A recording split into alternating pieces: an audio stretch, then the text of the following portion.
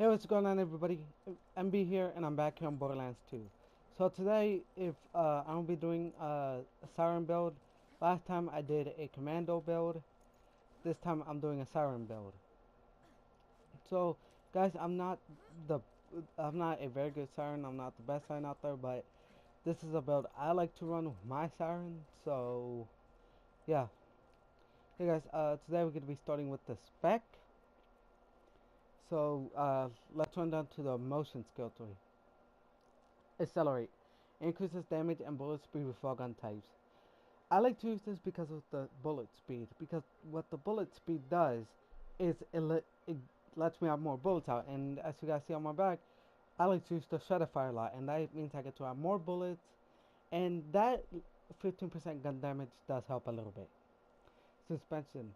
Increases the duration of face lock. That helps hand down when you have like big enemies and you have them face locked. Either let you kill the little ads or it lets you have more time to kill him. So yeah, fleet. Your movement speed is increased while your shields are depleted. I like to use this just to run through areas because sometimes it can take a little long if you don't have the extra movement speed. So yeah. Uh, Converge. Action skill augment. Your face lock ability now also pulls nearby enemies toward original target. This deals a small amount of damage to the affected enemies. I like to run a converge only because it lets me have those enemies up close. Lets me kill a lot of them at once if I have a rocket launcher out, or if I have like a big ground control weapon. Quicken increases the cooldown rate of your face lock ability. That is hand down one good thing to use only because you like to have your face lock out. You like to have those enemies face locked. So yeah, or if this goes in really well with res right here. Subsequence. Aug- Action skill augment. When an enemy under the effects of your face lock die, there's a chance for your face lock ability to seek out and affect another target. I use this because if you don't have this skill, your face lock will actually just cancel out. And if I kill an enemy in time, that gives me more time to kill another enemy if it seeks it out pretty fast. But this skill is pretty useful a lot of time. So I guess that is all for the motion skill tree. Now to the harmony skill tree. Shoot release. If the enemy you have face lock is killed, it regenerates life source that automatically seek out and heal you and your friends. The other, the healing is stronger when you or your friend's health is low. I like to use this because I don't always have to have a grog nozzle. I don't have to have something like a O negative transfusion. It's just a quick heal if I don't have enough time to pull out like grog nozzle or throw a transfusion or O negative out or something like that. Restoration. Shooting other players heals them. Also increases your maximum health. I like to use this only when I'm running co-op, but if you don't like to use uh, this is also another good skill, Wreck. But if you're more of like that solo player, I would recommend Wreck because the the gun damage is pretty useful as well as the fire rate. Elated. While you have an enemy face off, you and your friends regenerate health. That is another good one I like to use because I for me since I'm not a very good siren, I like to have a lot of health. So if I don't have enough time to pull out a granite or throw like a grenade or something, that is a quick on-demand heal. Res. You can instantly revive a friend and fight for your life by using face lock on him or her. I like to use this because when I run co-op, if I'm like raid bossing on let's say Hyperius, I can just use my face lock on them and just keep going. I don't have to really take the time to revive them, but yeah, either way, I like to use this because it's a quick revive and not have to take your time to revive your friend. So that's all for the harmony skill tree. I don't really have much, but it's it's some skills I like to pick. I like to pick up.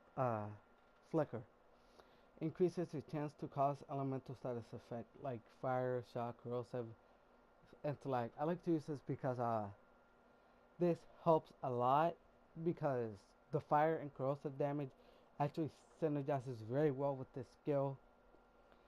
And I will talk more about that skill later on. Immolate. Adds incendiary damage to shots fired in Fight for Your Life. Additional incendiary damage is increased on the base gun damage of your weapon you're firing. I like to use this because this skill is pretty good. Like, it deals 90% gun damage as incendiary damage. That is pretty good, and I don't like the. I also like to pick this up because I do not like Helios. Yes, it sounds cool and everything, but it doesn't do a good amount of damage. So, yeah. Backdraft. Your melee attacks deal additional fire damage. Additionally, when your shields are depleted, you create a fire explosion damaging nearby enemies. Your shields must fully recharge between explosions. I like to use this because of the shield fire explosion. It it synergizes very well with the skill because and uh, this one right here it doesn't isn't much, but with this one it does only because you get extra fire damage. If not, you can use this one, which I don't really like that one because the ricochet doesn't really suit me. But yeah, uh, Reaper. You do increase gun damage to any enemy more than 50% health remaining.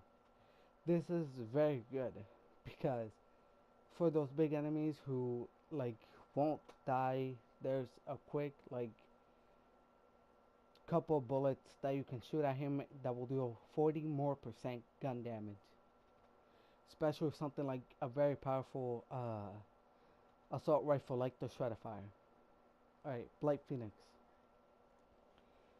Kill skill. Killing an enemy causes you to deal constant incendiary and corrosive damage to nearby enemies for a short time. The damage is based on your level and the level of Blight Phoenix. I like to use this because with this one, Backdraft, it lets you have fire damage, and it says fire damage, so with Flicker right here, it gives you even more fire damage. And another good type of damage it has is corrosive damage, which Flicker also increases corrosive damage, so it's a pretty good skill in for all. And I like to use this skill only because if you're shooting like a specific enemies, by the time like you go to another enemy, that enemy is probably half health already.